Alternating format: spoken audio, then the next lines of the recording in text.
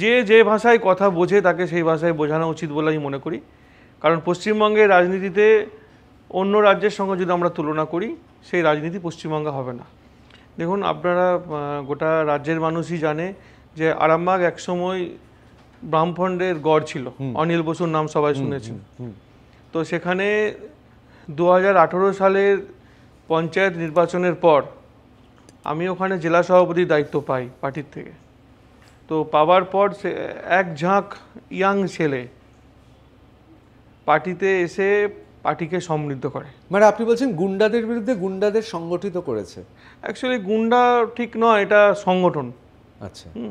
সংগঠন বলতে আমাদের পশ্চিমবঙ্গের রাজনীতিতে বাহুবলীর দরকার হয়। পার্টিকে যদি ক্ষমতায় আনতে হয় এখানে বাহুবলী লাগে, নইলে পশ্চিমবঙ্গে রাজনীতি করা যায় না। তো আরামবাগে তো বটেই। আরামবাগ, গোঘাট, খানাকুল, পুরসরা হচ্ছে আপনি সন্ত্রাসের আঁতুর ঘর বলা চলে।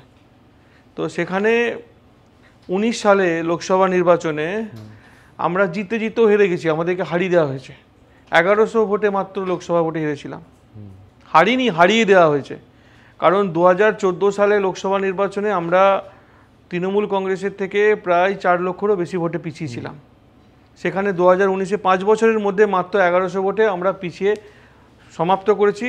সেখানে আপনারা জানেন এই বিষয়গুলো, লোডশেডিং করে দেওয়া হয়েছে, সেই সময় কেস খায় আমি বাইরে, সব কিছু নিয়ে আর কি। তারপর 2021-এর লোকসভা বিধানসভা নির্বাচনে আরামবাগের মানুষ এই যে সাব ডিভিশনের 4টে সিট, এই 4টে সিট বিজেপিকে উপহার দিয়েছে, আরামবাগ, গোঘাট, খানাকুল, পুরসুরা। তখন আমি জেলা সভাপতি ছিলাম 21 সালে।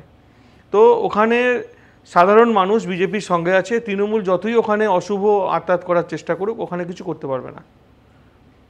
তা গোটা বিজেপির রাজ্যে অন্য জায়গায় যারা রয়েছেন তাদের আপনি তাহলে একটা ওয়ার্কশপ নিচ্ছেন না কেন? এই যে আপনারা মানে সেয়ানে কোলাকুলি হচ্ছে আপনাদের এই 4টে জায়গায়, অন্য জায়গায় কেউ পাচ্ছে না, এটা কেন?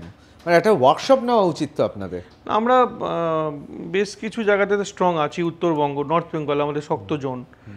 আপনি যদি ধরেন পুরুলিয়া, বাঁকুড়া, আমরা শক্ত জোনে আছি। আমরা পূর্ব মেদিনীপুরে আমরা টাইট, মানে আমরা শক্তিশালী আছি। আপনি বলছেন মারের বদলা মার ওখানে চলছে।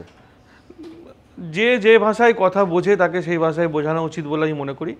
কারণ পশ্চিমবঙ্গের রাজনীতিতে অন্য রাজ্যের সঙ্গে যদি আমরা তুলনা করি, সেই রাজনীতি পশ্চিমবঙ্গে হবে না। এখানে আপনাকে দম দিয়েই লড়াই করতে হয় এবং সাধারণ মানুষের পাশে দাঁড়াতে হয়, নইলে এই তৃণমূল কংগ্রেসের হারমাদদের বিরুদ্ধে লড়াই করা কঠিন।